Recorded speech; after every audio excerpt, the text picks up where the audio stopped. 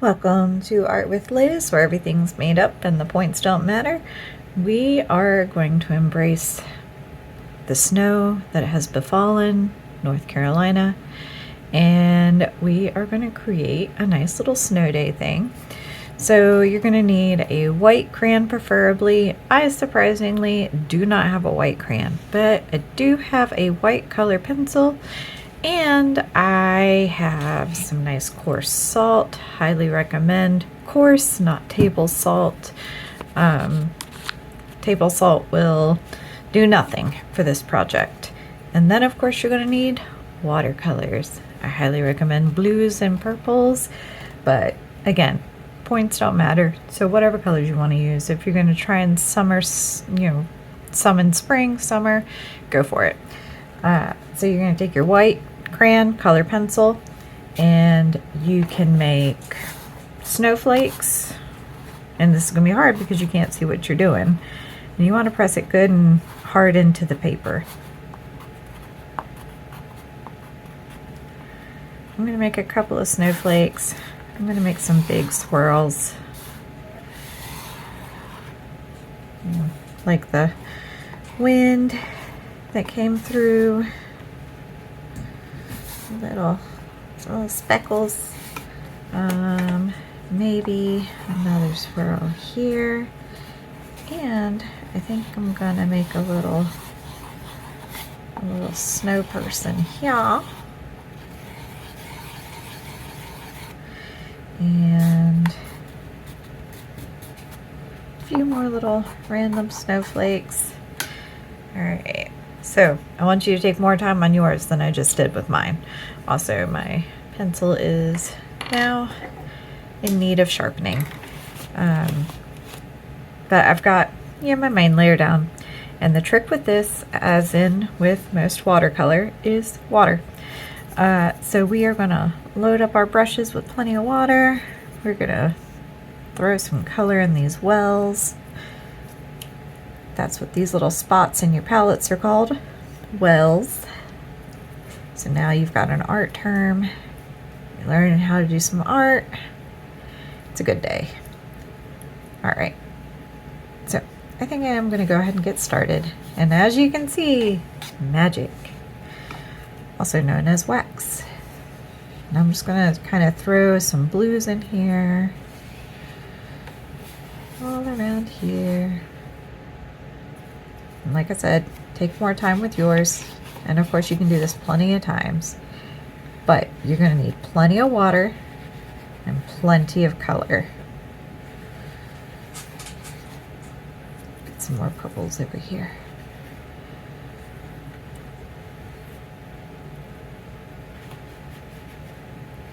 Alright, so that was magic trick number 1. Magic trick number 2. Coarse salt. And as you sprinkle it across your paper, it is sucking up the water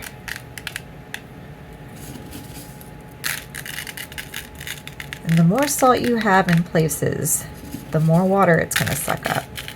And when you're done and everything dries, we're going to gently rub the salt off. And it's going to leave you with some really cool textures that are going to look like bigger snowflakes. And while this is doing its thing, you can go back in and drop some more color in. And the salt will still suck that up. And it's best to use a crayon because some parts of this can't really see the wax, but I think when I go to clean off all the extra salt, I'll be able to get my pencil wax back.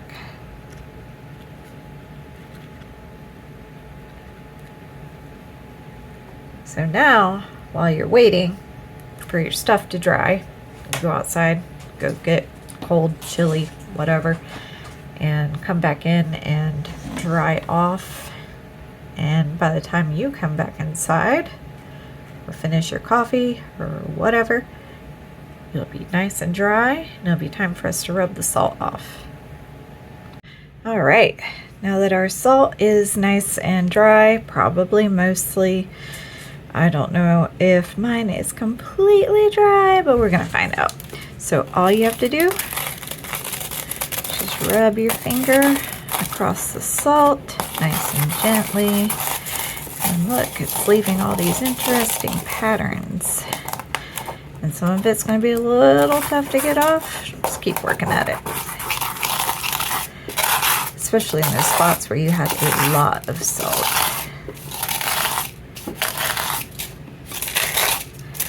Just keep working at it.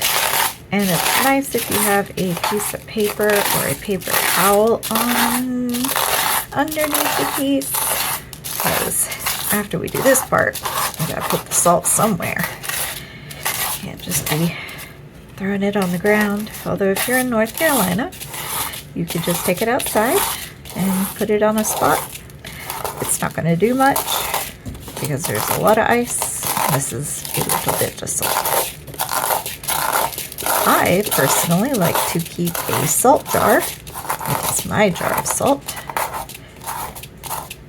And I have used it for a very long time. It has lots of pretty colors in it. And yes, your salt will transfer colors, so if you go to reuse this salt, you probably get some purples and blues in there.